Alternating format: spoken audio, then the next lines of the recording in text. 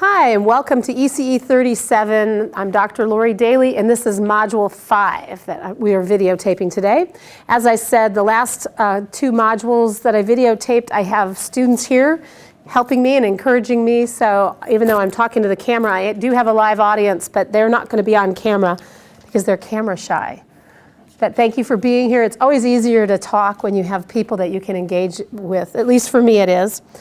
And so I wanted to start off with Module 5 and talk a little bit about what your text is defining. And we'll see if I can get through that. If not, I will move Module 5 into Module 6, because I have some stuff I want to go over. So the first thing I wanted to talk about is the definition of values, which is hysterical because I'm also teaching ECE 2B. These administration classes, 2A, ECE 2A, ECE 2B, and ECE 37 all work together because they're administration and supervision. And so there's a lot of overlapping themes. And in some classes, we try to get rid of those overlapping themes, and in other classes, we just embrace them. So repetition, children learn by repetition, and so do we. So there is a little bit of repetition in these classes, but a good repetition, and I'm trying not to overlap too much. But the definition of values is absolutely important. And your text talks about, it actually gives a different definition than I'm going to give you, but I'll read you your text's definition. Your text says, a value is an enduring belief that a particular means or end is more socially or individually preferable than another means or end. So I'm going to say, okay, yay, that's right, it's your textbook, good stuff. But I have a different definition I want to give you. I think it's a little bit easier to swallow, a little less wordy. And this definition comes from a leadership textbook that I'm using in another one of my classes, ECE 2B. It says, a value is a deeply held and enduring view of what we believe to be important and worthwhile. I think that's a little easier. And I often think of, well, what is it that you value in your life? Think about your valuables. And I can think of multiple things that are valuable to me. Actually, it turns out this iPad has become extremely valuable to me. Who knew? When they first came out with these things, I kept thinking, what's the point? I don't get this. I have my laptop, I got my phone, who needs this? I couldn't get it. I couldn't wrap my mind around it until I got one. And then I thought, ooh. I get it. It's very lightweight. It's very easy. I couldn't be doing this kind of a lecture with my laptop, and my phone is too small. So there are things. So I'm just saying I value this, and there are other things I value. I value my wedding ring because it's a symbol of my love with my husband. I value my relationships, my friendships. So if you want to think about what value is, then you think about, we can start with what's valuable to you. Those things that are important, things that you hold dear. And that's the same with a value. It is something that you hold dear and it is important to you. Oop, I just kind of moved my iPad, I jumped ahead.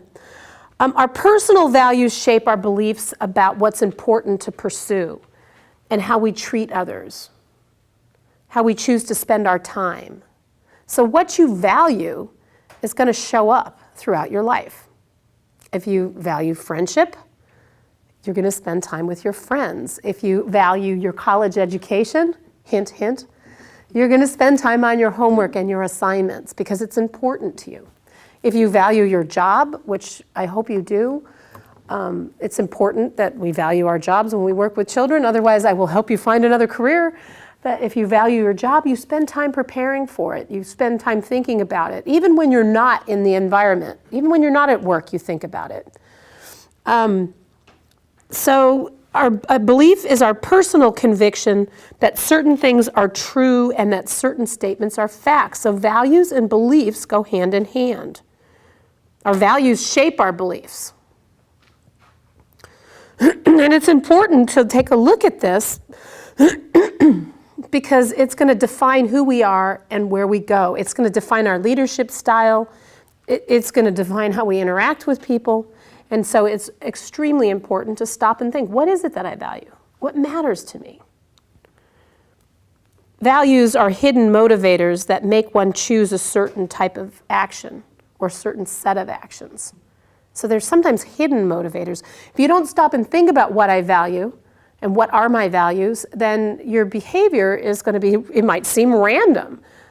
I don't know why I did that, I just felt like I needed to. But if you stop and you define what's important to you, then your behavior will line up with it, and it's not random at all. It's completely predictable because they're connected. And I always like to think about some of the great leaders who've inspired us throughout the ages. They were inspirational because their values are connected to their beliefs, which are connected to their actions. So people like Gandhi or Jesus or Buddha or Cesar Chavez or Mother Teresa. You think of all those important people that we look up to and that are inspirational.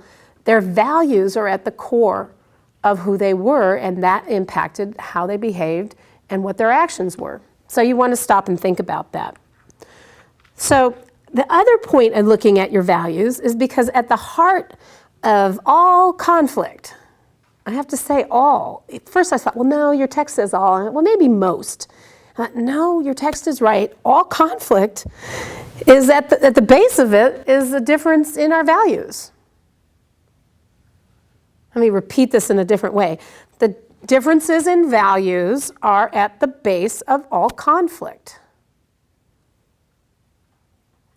That's pretty simple. If you have conflict, then you need to look at your values and go to the person that you have conflict with and take a look at their values. And you're going to see there's a difference.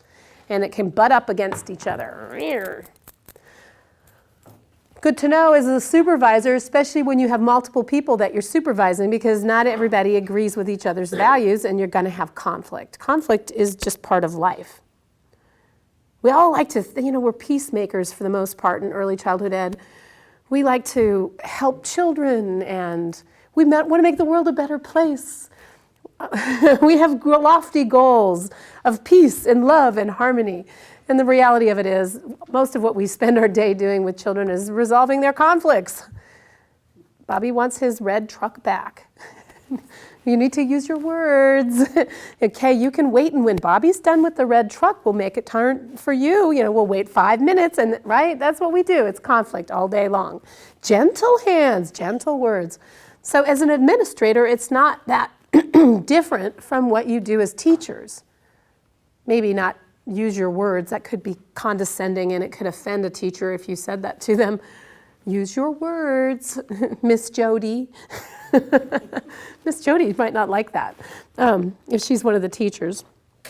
So we want to be careful that we don't phrase things in the same way that we would speak to the children in the classroom, but certainly the issues are very similar. Okay, so let me think. What else do I want to say here? Suspending personal judgments and understanding another's viewpoint facilitates true and honest dialogue. And then it opens up the possibility for collaboration. So we want to collaborate. We want to work together. We want to have community. I talked about valuing people and building connection, equaling community. And community, when we have it, then we're all working hard towards a goal, a common goal. So we need to suspend our personal judgments for a minute, meaning look at our values and say, okay, I know what my values are, and I can put them on hold for just a second so that I can look at someone else's values and take another viewpoint. And that's the same as when we work with children too. At some point in preschool, we want to teach them how to take another person's point of view. If you remember Piaget, oh, she's putting down her lecture notes, that's always dangerous. But if you remember Piaget and the mountain, he built this, well, I don't know if he built it, but Piaget had research where they had the giant mountain, paper mache, and they gave the child a teddy bear, and the child was allowed to play with the mountain, and maybe there were trees on one side and I don't remember. If I read the research a little more carefully, I could tell you exactly, because it was very scripted what was on this paper mache three-dimensional mountain. A bridge, a tree, I don't know, some flowers. And there wouldn't be a boat unless there was water, but yeah, I don't know, whatever it was. So the child got to play with the mountain, and they had the bear in their lap, and they could play with the little tree and the bear, and they interacted for a while. And after a certain amount of time, then they would tell the child to sit in a spot and put the bear on their lap and tell them what it is that the bear saw. What's the bear's perspective of the mountain? What is his point of view? And so the child would tell them exactly what they were looking at. So if the child was looking at a tree, then the child would say, oh, the bear sees the tree. Well, if they moved the bear off the child's lap and put it on the other side of the mountain, and the child stayed in the same spot, but the bear was on the other side, they would ask the child again, what does the bear see? And the child couldn't take that perspective from the other side of the mountain looking this way. He still would describe the view that he had. The bear sees the tree. So, but the bear is on the other side of the mountain and the tree's right in front of you. What does the bear see? The bear sees the tree. The point of that research was that it was difficult for children to take another's perspective, get outside of their head and try to picture where that viewpoint was from another angle. And that's interesting, because I think as human beings it's difficult for us to do that because we know what we think. And so good administrators, good leaders, actually I just think good early childhood educators, period, learn how to take another person's perspective, even when it doesn't line up with your own values. It doesn't mean that you have to agree with things that are against everything you believe in. Matter of fact, I think that would be counterproductive. But we can get stuck in our rightness. I know, we can get stuck in our rightness. It's hard to take another person's point of view. It's hard to sustain our judgments for a minute because I'm right and you're wrong. I'm right, you're wrong. Isn't that how we think? It's true. That's how we are. That's what we think. I actually even have a joke in my household that when I bring my husband a cup of tea or something, I usually like to put a sweetener in it, and he doesn't like it. And so I always try to remember which cup is which. And if you're using the same mug, it's impossible to remember unless you taste it. So I have a little simple way I do that. My mug is in my right hand. His mug is in my left because I'm always right. It's really easy to remember that. And it's a joke. Obviously, I'm joking, but I'm not. We have that tendency. We're right, you're wrong. There you go. End of discussion. Well, that's problematic. I think we all know that. We can get stuck in these strong convictions. And not that I want you to abandon them, just temporarily so that you can look at another person's point of view. I have strong convictions. I don't know, by the time you spend as many years on the planet and studied ECE as much as I have, I'm really clear about what I value, and early childhood ed is at the foundation of my belief system.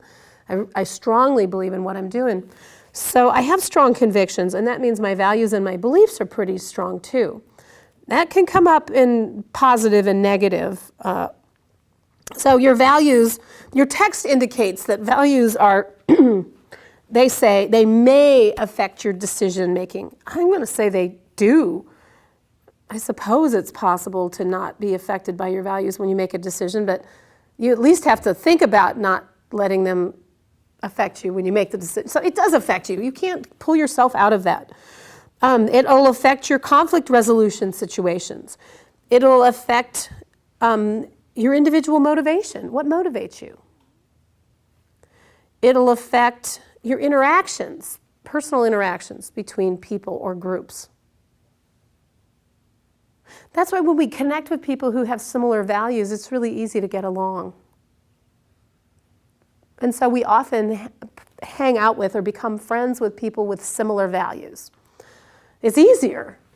We don't have as much conflict. Our values allow us to take positions on social or economic or legal or political, ethical, or even aesthetic issues. They serve as guidelines for managing. It also serves as a guideline of what we have expectations, our expectations of others. We can use our values to persuade and influence people. Hopefully we do that in early childhood ed. We can also use them to judge and evaluate and blame, persecute, or even praise people. So as long as we're looking at this, we just need to pay attention. And I like what your text talks about. It was great that it brought in ego defenses. The value of values. What's the point of this? Okay, there is a value in knowing your values. People use values as what your text talks about in ego defenses, and anybody who's studied any psychology has probably dove into this topic before. I'm just going to touch on it.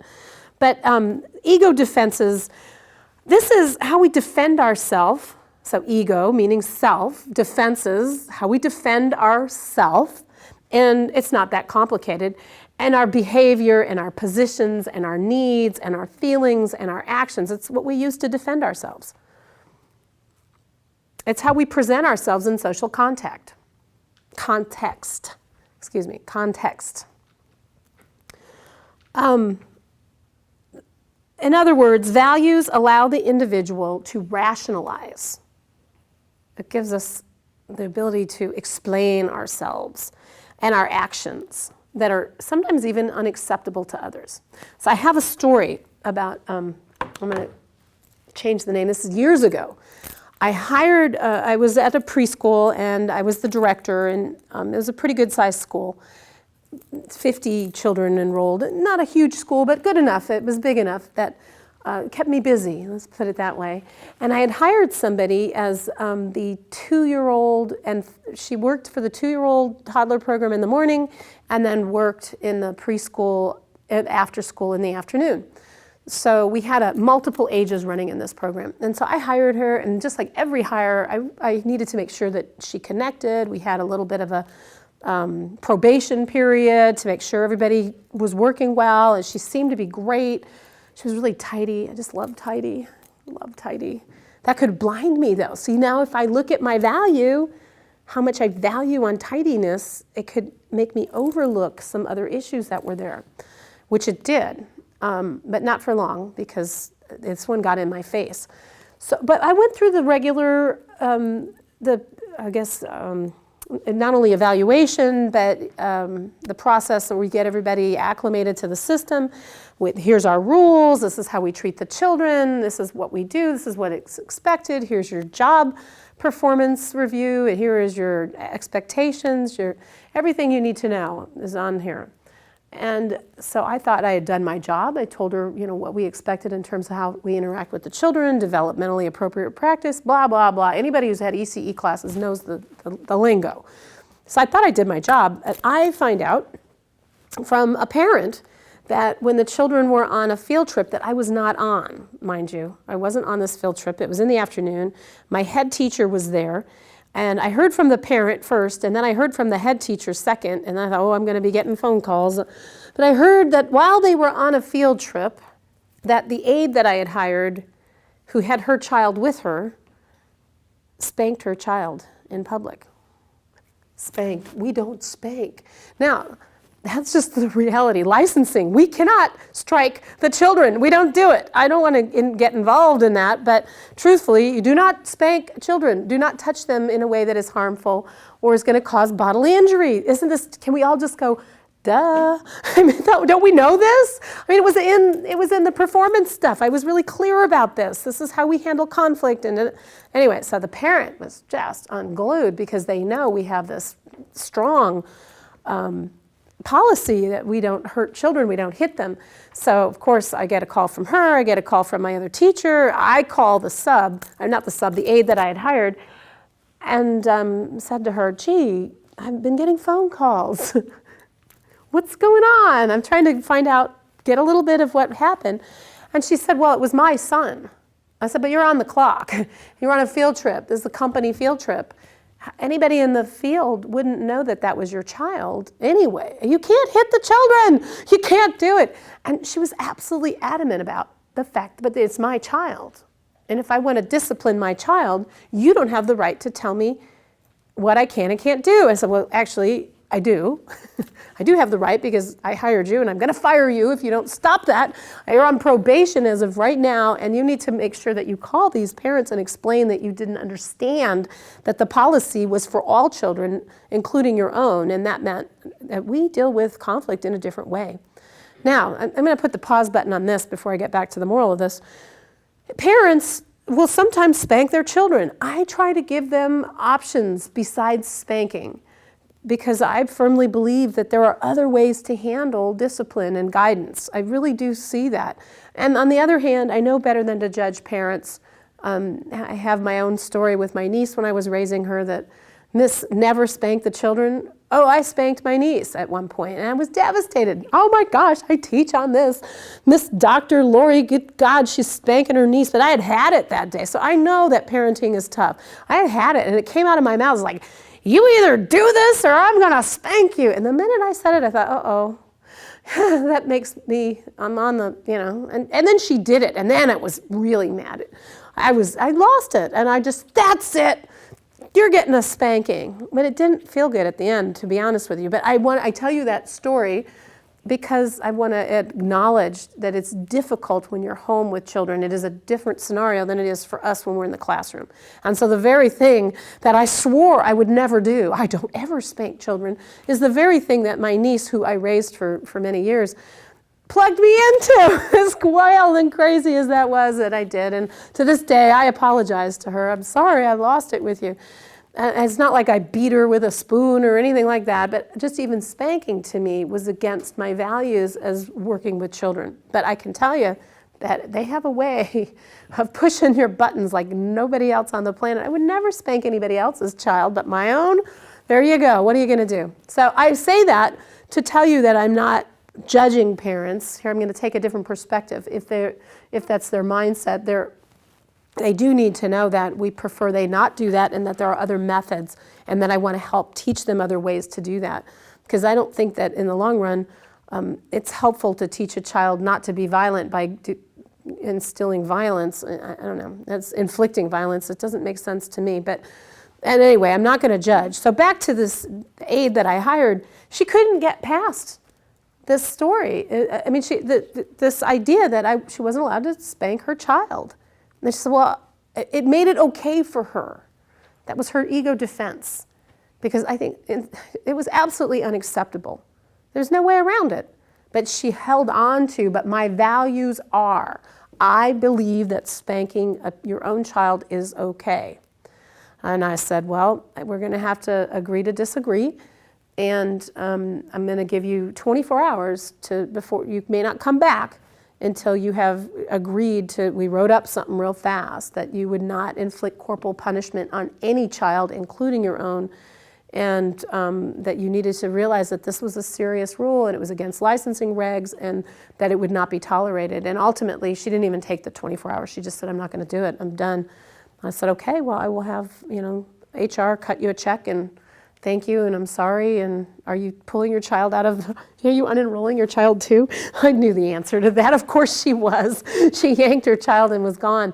I just tell you that story because I think we can all relate to when we work with young children in a preschool or a school setting, we're not supposed to spank the children, and we all know that, and yet when you have strong beliefs that are so embedded that it makes you explain things that you know that are inappropriate and not acceptable to other people. Does that make sense?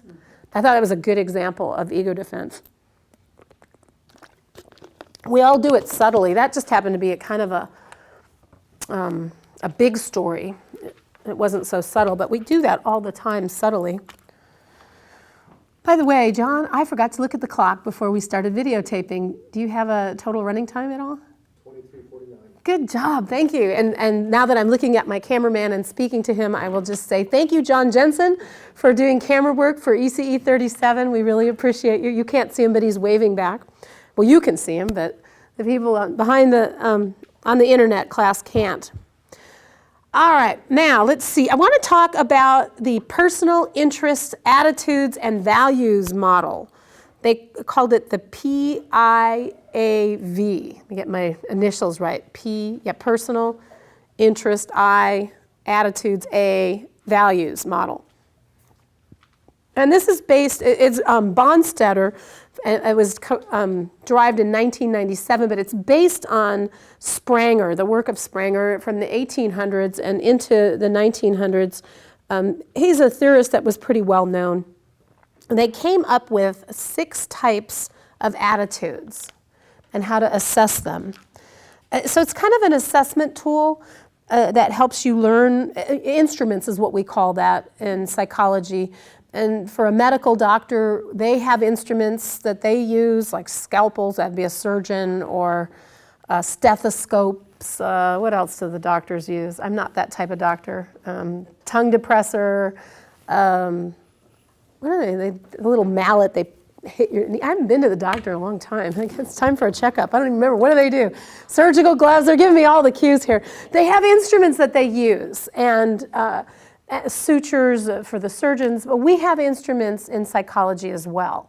Our instruments are not material like metal scalpels and such, but they're tools that we use to make assessments, evaluate whether it's behaviors or your attitudes, psychological assessments. There's a lot of different types of instruments that we use in our field.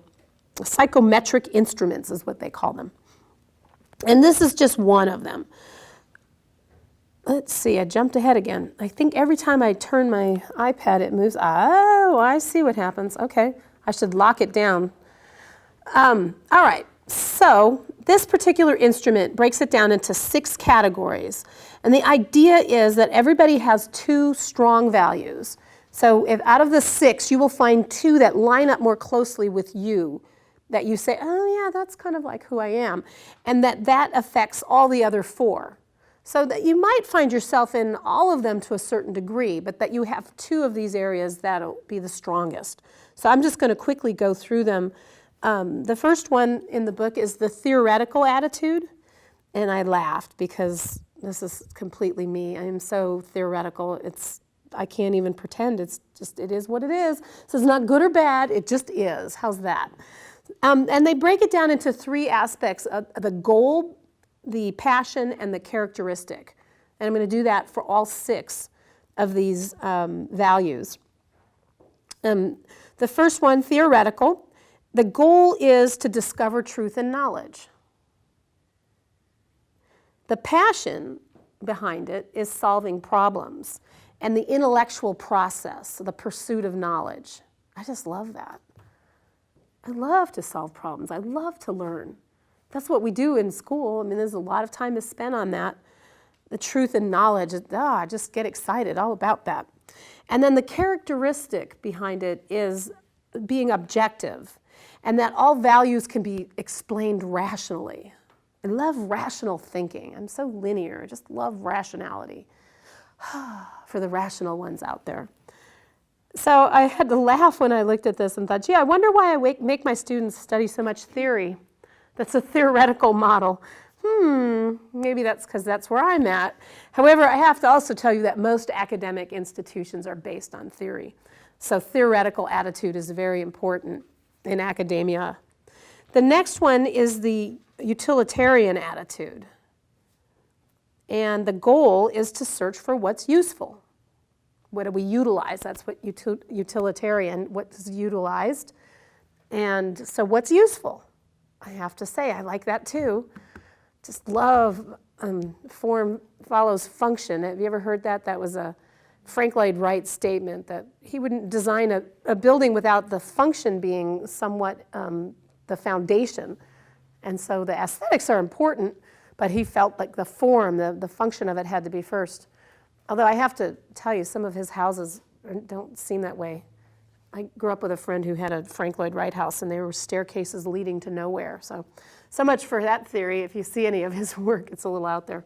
But in theory, all the things that he designed had function. So we search for what's useful. Excuse me, I've been a little bit ill lately, and my voice is squeaky. Passion is using resources to accomplish results.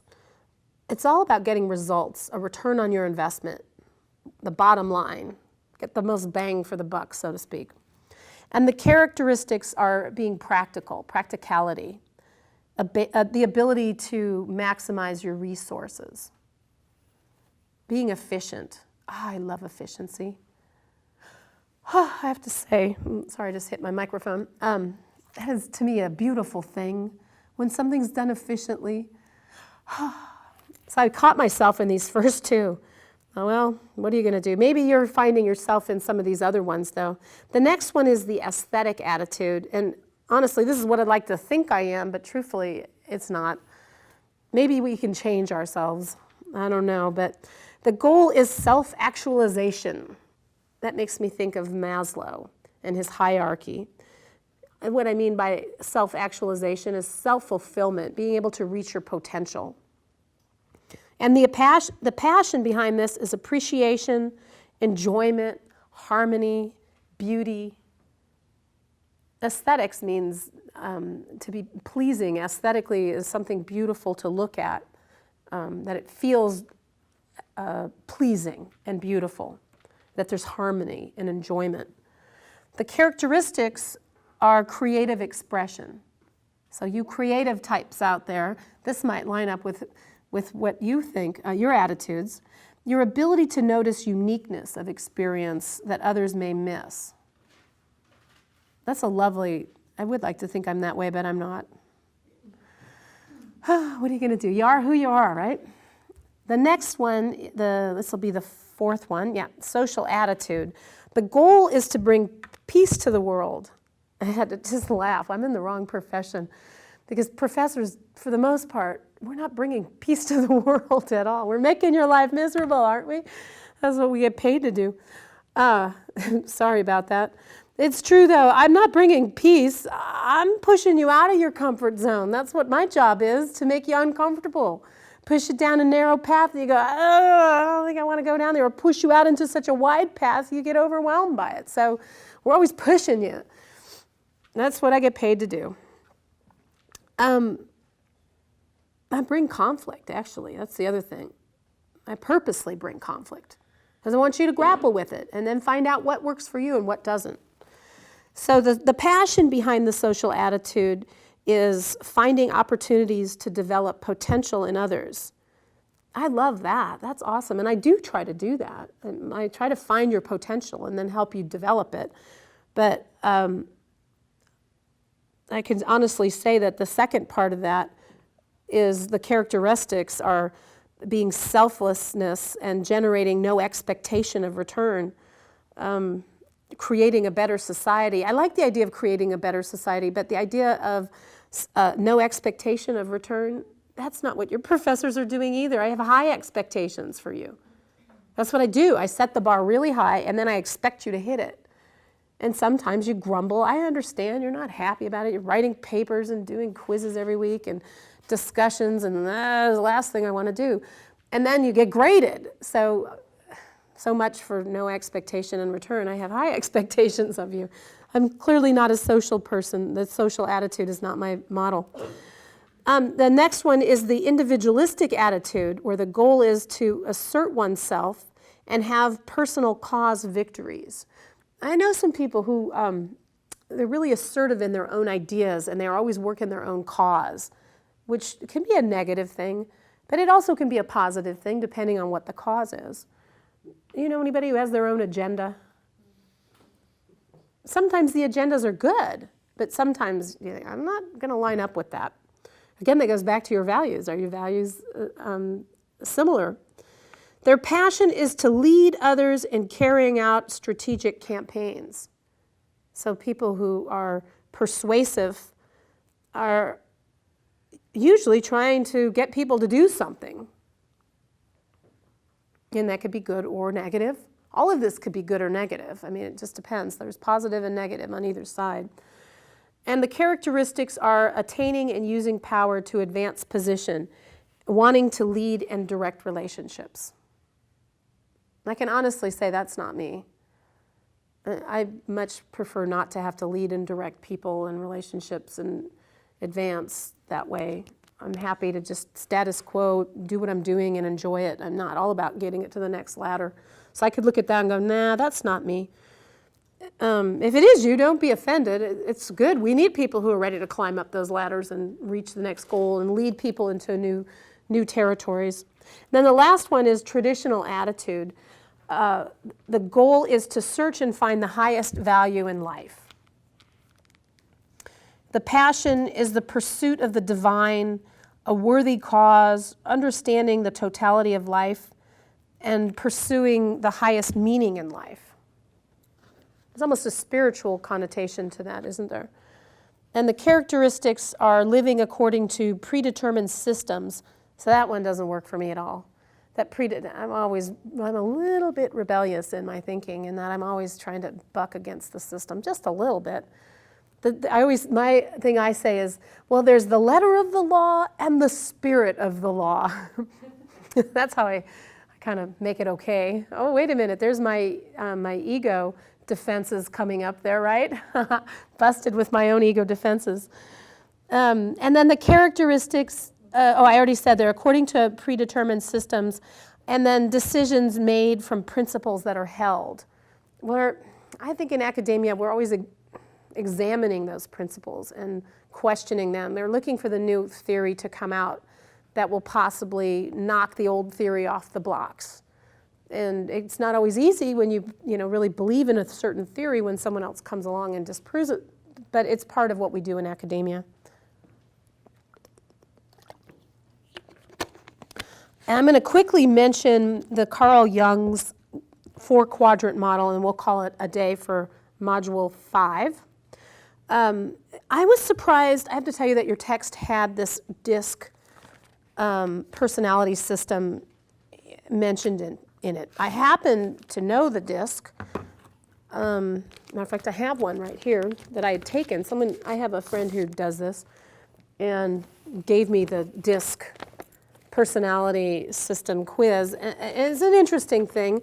I was surprised it was in your text because, I'm going to go ahead and jump to the answer at the bottom here. It's not known for high reliability.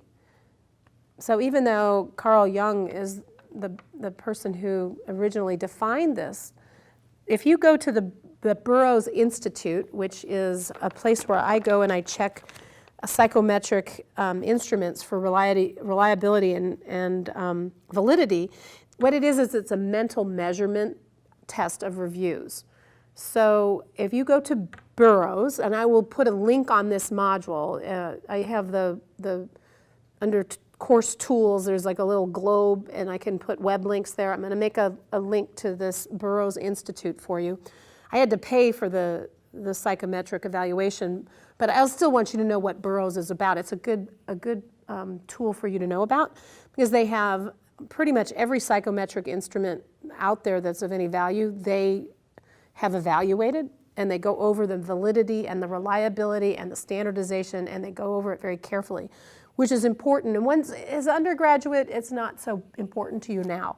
But if those of you who go on to graduate school, reliability and validity is huge. And if it doesn't have that, then we've got a problem.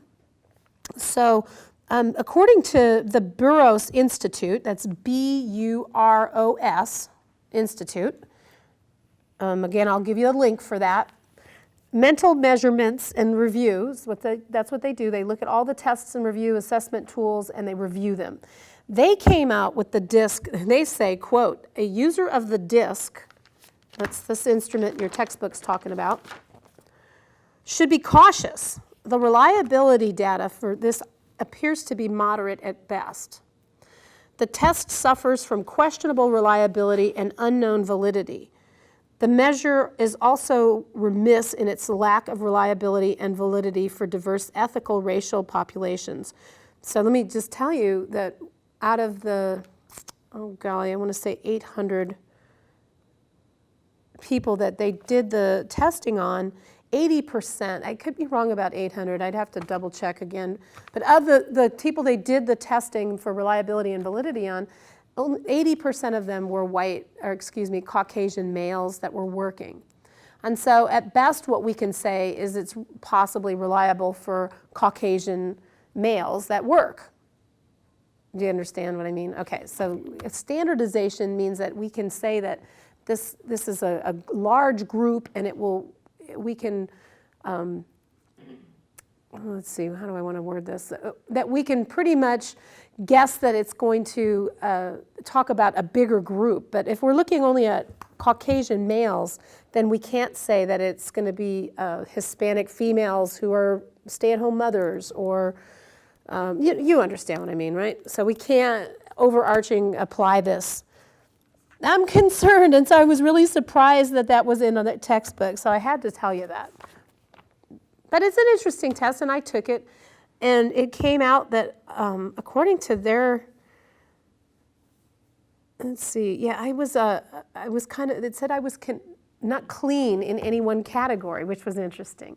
So I came under the D category and the I category, which that stands for the DISC stands for, the D stands for dominant or direct learners, the I stands for interactive learners, the S stands for steady or stable learners, and the C stands for complex or cerebral learners. And I just laughed because according to the guy who did the test on me, he said, "You're all over the map." And then I smiled and said, because my number one answer is always, well, it depends. So it actually lines up with me. I can't do these tests well because I always want to go, well, what about this and what about that? And so let me just give you an example of one of the pages on here that, this is one of the pages that I did as part of the instrument. So you're supposed to say in each category, you answer each one of these points here, and you either circle the M for most like you or the L for least like you. And you're just supposed to go through it really fast. So, for example, easygoing and agreeable. Most like you or least? M or L? Next, on to the next one.